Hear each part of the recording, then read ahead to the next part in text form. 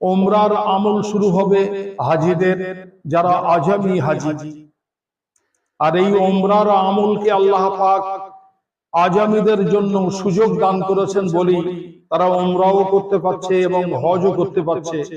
এই দুটো আমল এক সফরের মধ্যে আদায় করার সুযোগ আল্লাহ পাক দান করেছেন বলেই হজের শেষে এদেরকে দিতে হয় দামে শুকরিয়া, অর্থাৎ কোরবানি। বলুন সুবহানাল্লাহ।